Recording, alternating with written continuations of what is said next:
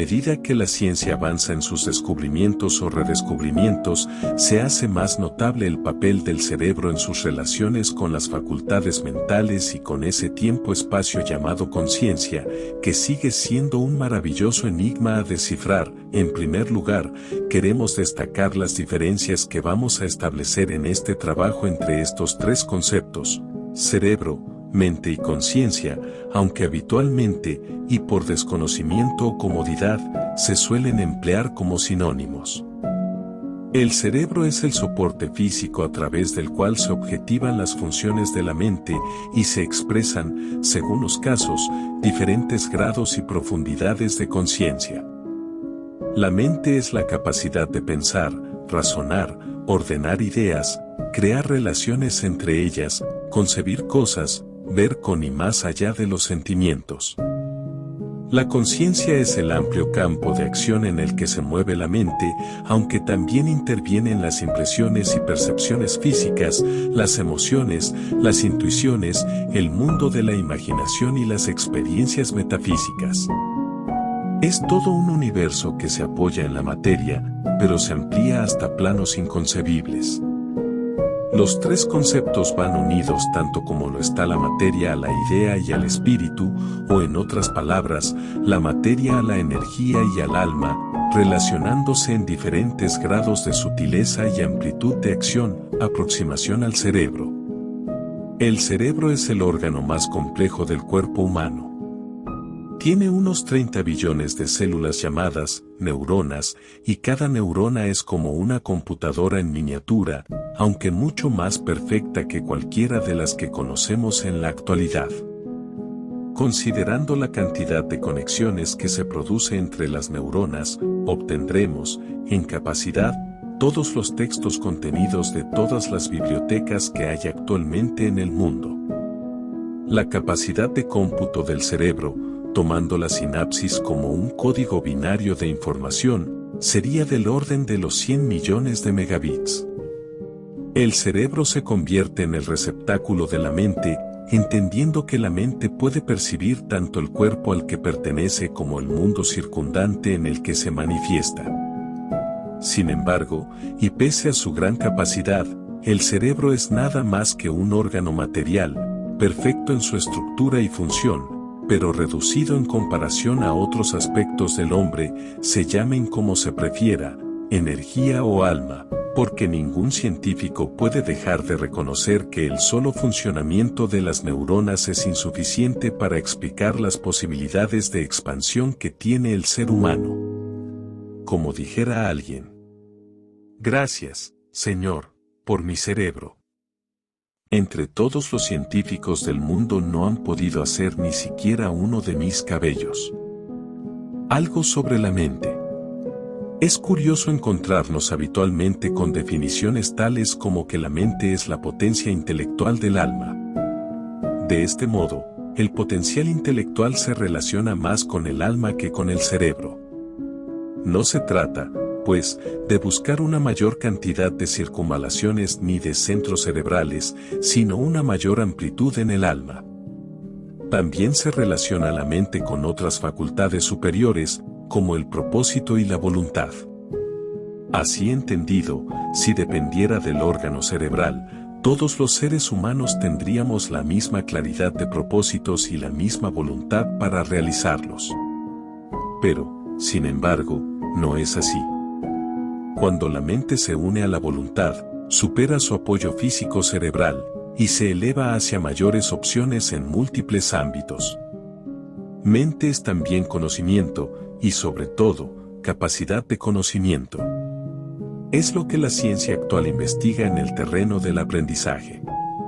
En el cerebro están las bases, pero es la mente la que abre puertas hacia los conocimientos, y un paso más adelante, haciendo uso de la inteligencia, convierte los conocimientos en sabiduría, en experiencia vital.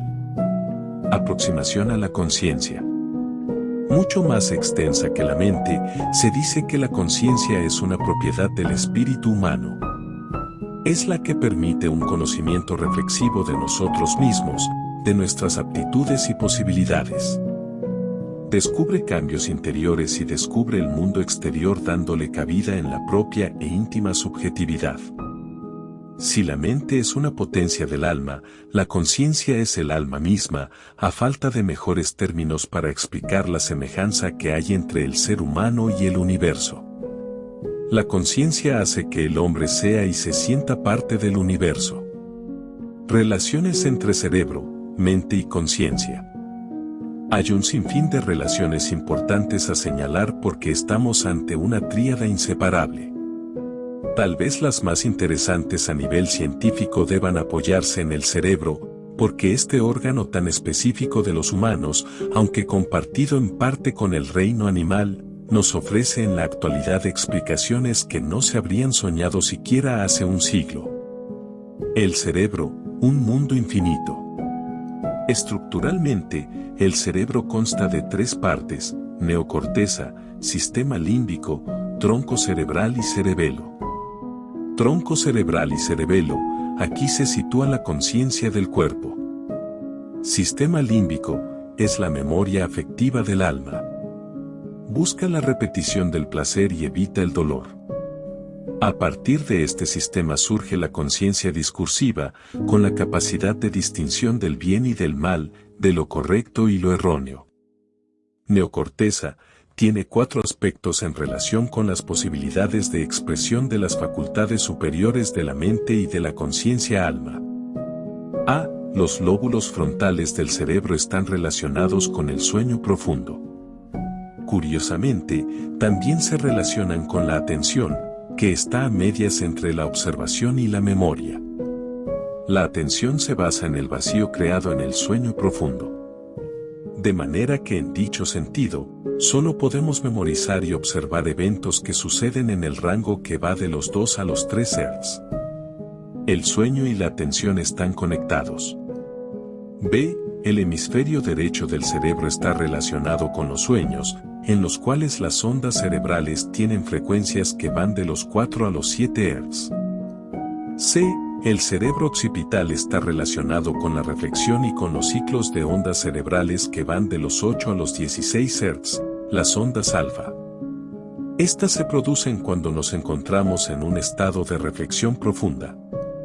La reflexión adquiere dos direcciones: cambiar palabras y números por imágenes mentales, o bien cambiar imágenes y situaciones por palabras y números. Esta es la única función humana que nos distingue claramente de los animales. Las ondas alfa de 12 Hz se producen también en gente que tiene experiencias superiores de conciencia cósmica, nirvana, satori, iluminación, etc., como veremos más adelante. D. El hemisferio izquierdo está relacionado con los sentidos, con ondas cerebrales que se mueven entre los 16 y los 32 Hz. El cambio del hemisferio izquierdo al hemisferio derecho crea la ciencia y la experiencia, mientras que el cambio en sentido contrario crea la visión, la revelación y la creatividad. La meta es abarcar los cuatro lados. Todo esto nos da una somera idea de la riqueza de posibilidades que ofrece el cerebro, y de las sutiles pero altamente significativas diferencias que encierra el cerebro humano en relación con el de los animales.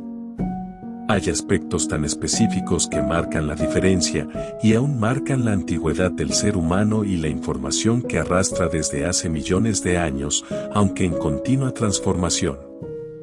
Konrad Lorenz, Premio Nobel en Fisiología y Medicina, afirma que el cerebro humano, telencéfalo, se ha desarrollado gracias a la tradición acumulada de la cultura, y sin ella, no tendría ninguna de las funciones que conocemos actualmente.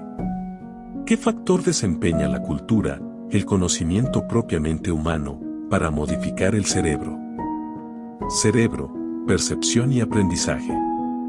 El cerebro trabaja sobre la base de la recepción y el procesamiento de los datos que le envían las neuronas sensitivas, situadas en todo el cuerpo. Pero las que tienen mayor importancia para establecer el contacto con el medio ambiente son las que están situadas en los órganos de los sentidos. Los estímulos, tanto externos como internos, son captados por medio de varias clases de receptores que pueden ser de tipo químico receptor, fotorreceptor, termorreceptor o mecánico receptor. Los receptores transforman los estímulos recibidos en señales energéticas. A su vez, estas señales pueden ser muy variables en cuanto a potencia, intensidad y frecuencia, ya que dependen de la clase de receptores que las han captado. El nivel de energía que las células sensitivas transmiten a las neuronas sensitivas a las cuales están asociadas también es variable. Pero, aunque la energía sea muy débil, está comprobado que su percepción a nivel consciente se amplifica por medio de distintos mecanismos. Por ejemplo, el ojo humano es capaz de percibir hasta un solo fotón, el cual, al ser amplificado, puede ser captado por la conciencia.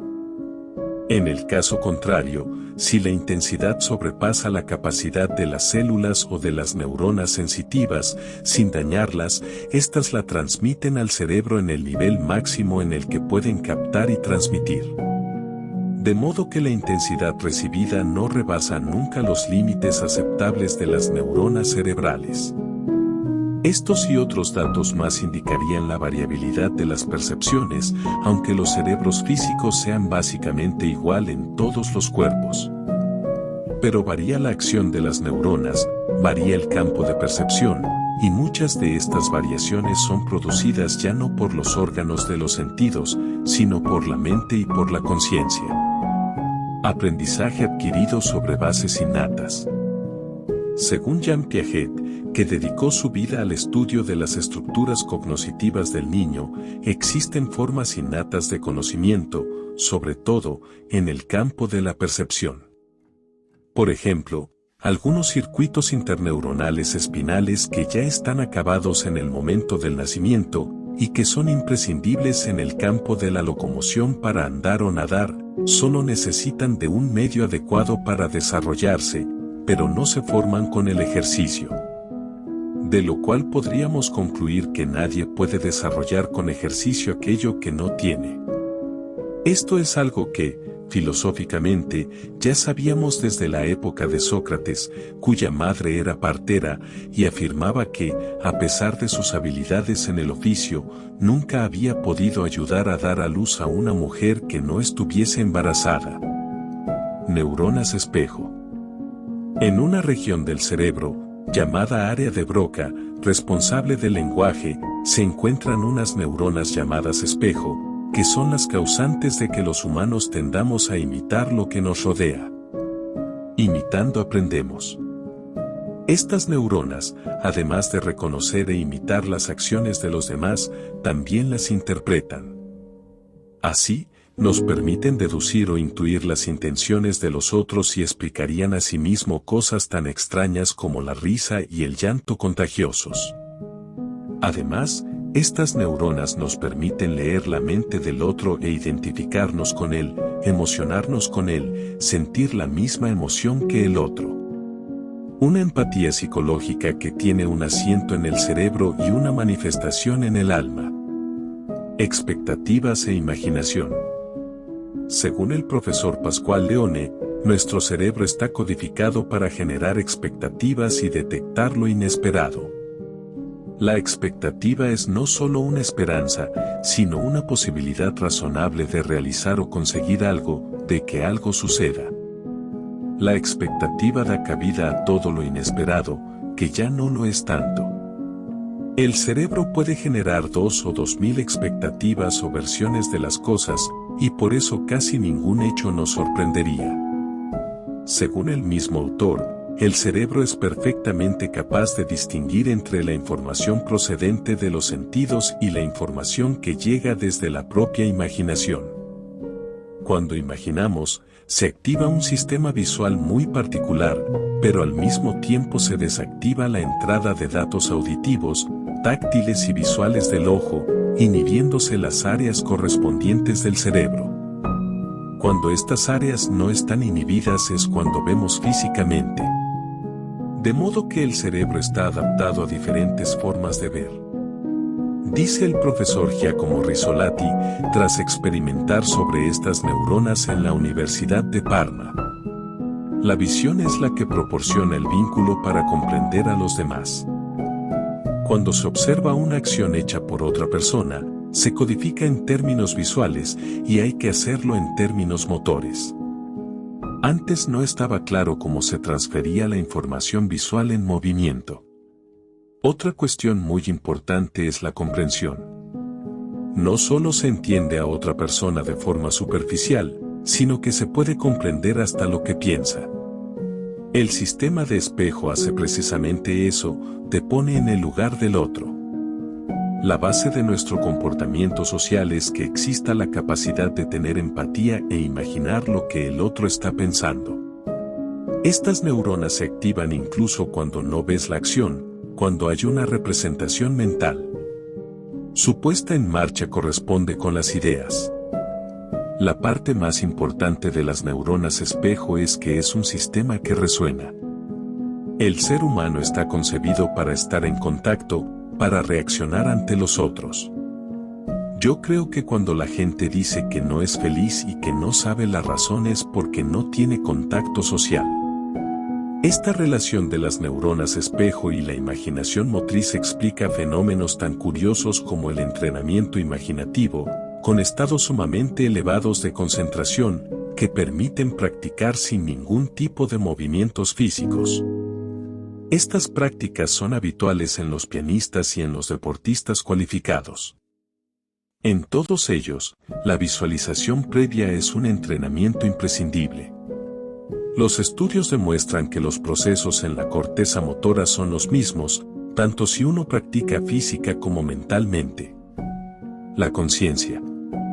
Neurociencias, ciencias de la complejidad y filosofía. Necesitamos de estos tres elementos para llegar a una aproximación válida de la conciencia. La hipótesis puramente científica se apoya en la evidencia de la neurociencia y expone que la conciencia emerge coincidiendo con el nivel más elevado de la función cerebral. Para fundamentar esta idea se establecen dos requisitos necesarios. El primero de ellos es el concepto del cerebro como un órgano especializado para operar con información, y que en esto consisten las actividades mentales, incluida la conciencia. El segundo requisito para fundamentar la emergencia de la conciencia, muy interesante, consiste en reconocer que los niveles de organización cerebral están constituidos de manera piramidal. La cantidad de sus componentes es mayor en los niveles inferiores, en tanto que la integración de la información es cada vez mayor en los niveles superiores. Además, la pirámide neuropsicológica permite una doble vía de movimiento.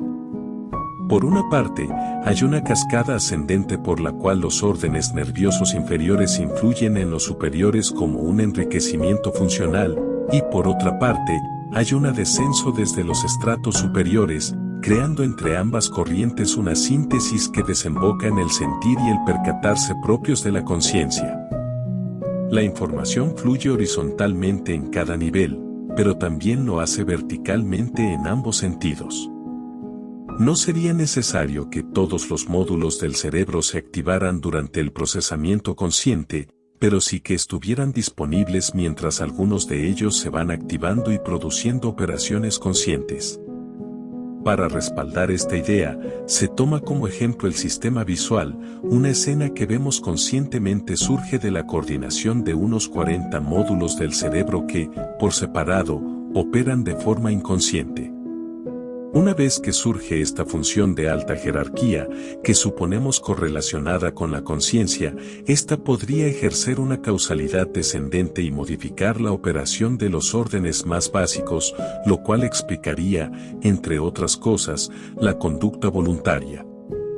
La de la conciencia puede ser una función similar a una bandada de pájaros o a un enjambre funcional, que enlaza diversos módulos cerebrales de manera cinemática, hipercompleja, coherente y sincrónica.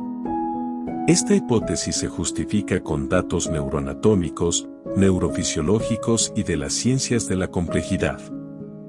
La conciencia como estado cuántico altamente coherente.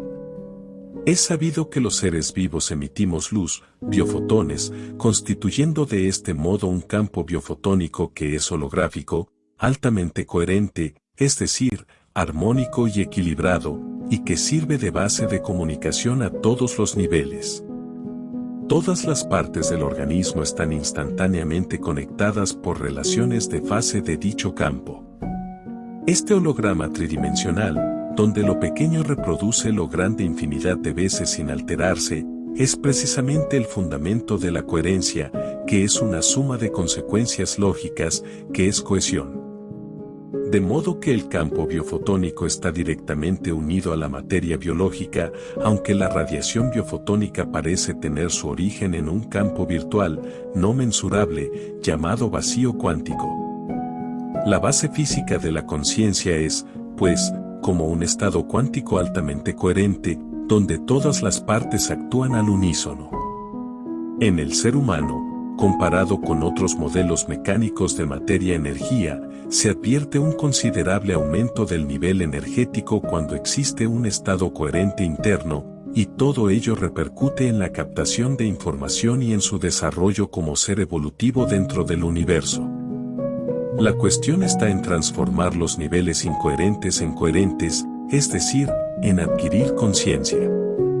Se trata de un trabajo íntimo, en el que el amor como cohesión juega un papel fundamental para coordinar todos los demás elementos.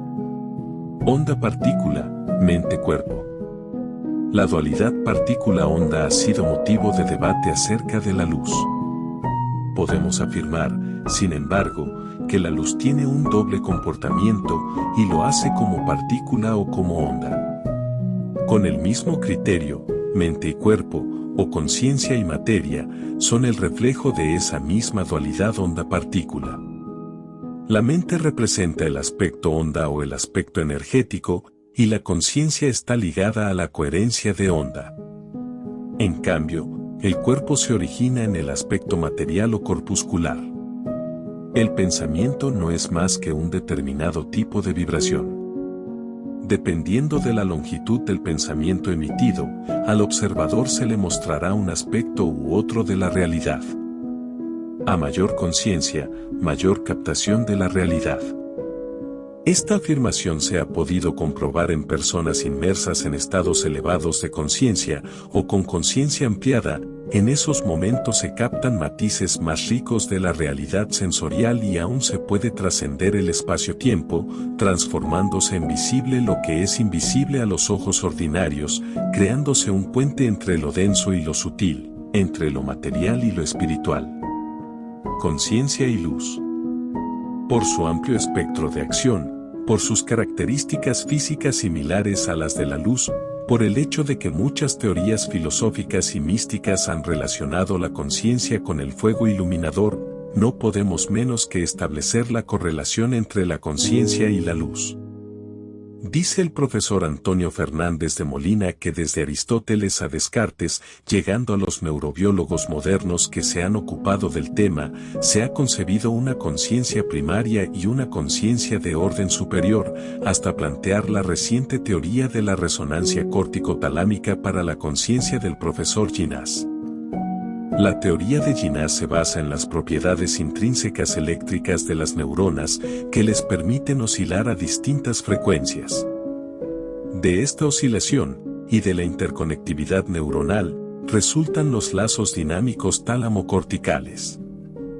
La conciencia, en lo físico, sería el resultado final de la integración de la actividad a 40 Hz llevada por los lazos resonantes tálamo-corticales.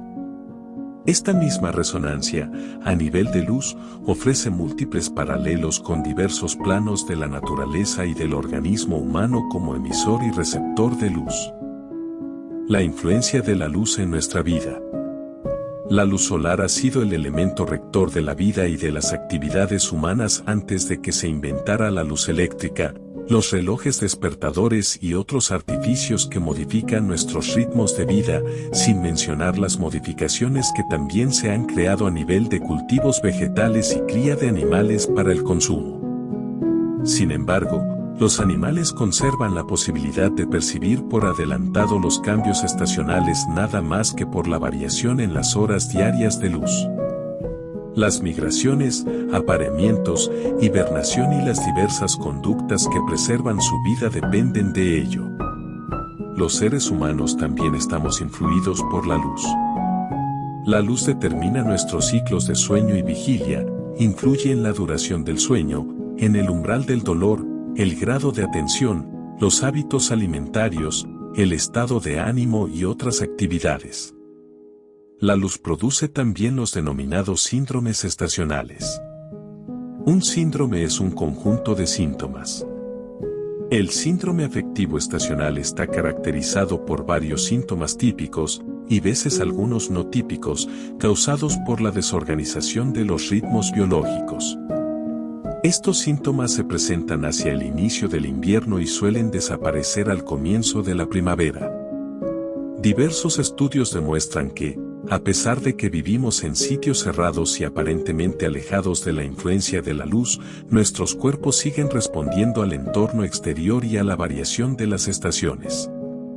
Por ejemplo, se sabe que el crecimiento de los niños se ve afectado por las estaciones, la altura y el peso se incrementan en primavera y verano.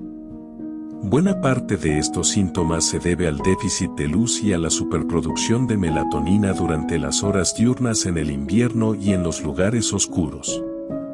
La melatonina, segregada por la glándula pineal, es la que induce el sueño cuando naturalmente cae la noche. Pero el exceso de melatonina por la falta de luz conduciría, asimismo, a trastornos como la depresión invernal.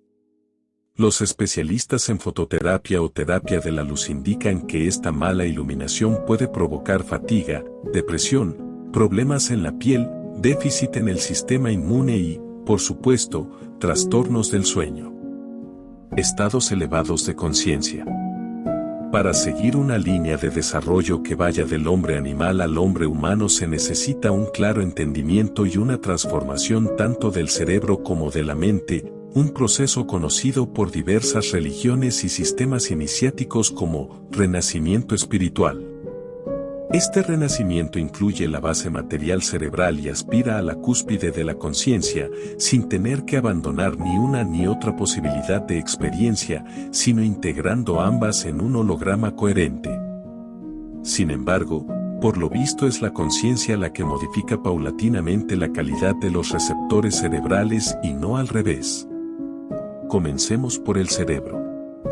Es evidente que toda sensación, por elevada que sea, ha de tener un soporte somático cerebral, y es también, en parte, el resultado de la activación de alguna zona especial del cerebro. La localización cerebral de la visión binaria o dualista del mundo, según distintos autores, está en el lóbulo parietal del hemisferio dominante. Se trata de bloquearlo para dar acceso a lo sagrado. El acceso a las experiencias místicas estaría ligado, pues, a la actividad del hemisferio no dominante, que tal vez podría llegar a convertirse en dominante. Entiéndase que todas estas localizaciones son válidas para personas diestras, en las zurdas es al revés. ¿Cuáles son las estructuras cerebrales responsables de estos fenómenos? El hipocampo y la amígdala cerebral especialmente, localizados ambos en las profundidades del lóbulo temporal y probablemente en la corteza interna de este lóbulo.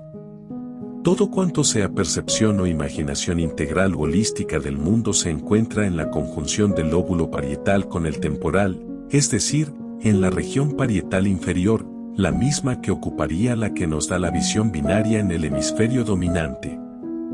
Las zonas cerebrales en las que se sustentan estas experiencias suelen estar normalmente inhibidas, pero cuando se activan, otorgan la posibilidad de entrar en un mundo espiritual profundo, de facilitar el encuentro con seres espirituales o de unirse a la divinidad. Existen estructuras cerebrales que parecen estar inhibidas por otras filogenéticamente más modernas. Pero cuando se utilizan determinadas técnicas de reflexión, meditación y concentración, las más modernas fallan, activándose en cambio las más antiguas, que son las que producen estos fenómenos intuitivos. Se trata de un retroceso, o tal vez un adormecimiento de algunos centros cerebrales, a la espera de nuevos tiempos, como en el caso de la glándula pineal. En todos los periodos históricos se han recogido experiencias vividas por místicos, sabios iniciados, santos, profetas. Estas experiencias, que pudieron parecer hasta hace poco meras exageraciones o simples perturbaciones mentales, coinciden con las comprobaciones científicas que en el presente describen estados indefinibles e inefables de conciencia, intuitivos, místicos, sagrados. No son efectos de la epilepsia, como se creía, o de las drogas, como también se propuso, sino que pueden ser producidas, además de la meditación y la reflexión, por otras actividades intuitivo-estético-místicas, tales como la danza, el canto y la oración. La concentración y la liberación que producen el canto, la danza, la música en general, conducen a un éxtasis místico a quienes pueden llegar a tales situaciones tras largos ejercicios de concentración mental para dominar sus artes respectivas. Véase, por otra parte, la relación que existe entre la oración y la meditación con la fisiología cerebral, ya que se ha descubierto el gran efecto terapéutico que provocan. A este tipo de experiencias se les ha dado innumerables denominaciones, como Satori, Samadhi, Nirvana, luminosidad, Bardo Todol, despertar, budismo, Tao absoluto, espíritu divino, plotino, luz que sobrepasa el entendimiento, San Pablo, llama viva, San Juan de la Cruz, éxtasis, Santa Teresa, en síntesis, estados elevados y ampliados de conciencia. Todas estas y más denominaciones se refieren a lo mismo, una actividad del cerebro, en parte, genera esa sensación infinita de unión con la naturaleza, con lo sagrado y con la energía cósmica. Aunque según las diferentes tradiciones, estos estados se pueden alcanzar por diferentes vías, siempre van acompañados de un sentido elevado de liberación, de alegría inefable y de paz. Se trata de una experiencia de unión entre el sujeto y el objeto divino. Esta unión mística se considera el estado supremo de esta experiencia cuya máxima aspiración es la superación de todo tipo de dualismo y de la cárcel del tiempo. Según algunos autores, la conciencia mística o elevada tiene varios aspectos importantes. En primer lugar, lo misterioso, lo que aparentemente está oculto pero puede desvelarse. En segundo lugar, lo majestuoso, una cierta omnipotencia, que da como resultado la aniquilación de la personalidad del sujeto permitiéndole estados más elevados de conciencia. No hay una aniquilación de la personalidad en el sentido estricto, sino una posibilidad de prescindir de ella hasta el punto de centrar la atención en otros niveles de la conciencia. El tercer aspecto es una carga de energía. Energía se relaciona en griego con la ira o cólera, que en lo místico se traduce como fuego amoroso. Lejos del amor que tortura psicológicamente, este otro fuego, similar al que los antiguos orientales llamaron Foat, es un impulso de expansión y unión que todo lo abarca y todo lo comprende. En estos estados es característico observar la disolución del sentido egoísta del yo, aunque sin pérdida de las facultades sensoriales ordinarias. Al contrario, se abre una visión integral, de unidad de y con todas las cosas. Es posible que el yo que conocemos, el que analiza el mundo exterior y lo descompone en pequeñas partes, nada tenga que ver con este otro yo que se sumerge en la eternidad, para fundirse con ella en la experiencia sagrada, mística o intuitiva. ¿Qué es la conciencia? Pues, un misterio, una presencia invisible pero omnipotente, una energía que está en todas partes y en ninguna. Es el vacío cuántico del cual desconocemos mucho más de lo que vemos y del cual todo procede. Es un acercamiento al espacio primordial, al tiempo eterno, una ventana abierta a la intuición, un medio para recibir y procesar información, un campo de fuerza, un sello que se imprime en el cerebro. Valga la impronta para concebir la majestad del sello. Que la materia sea el testigo del espíritu y el cerebro de la conciencia.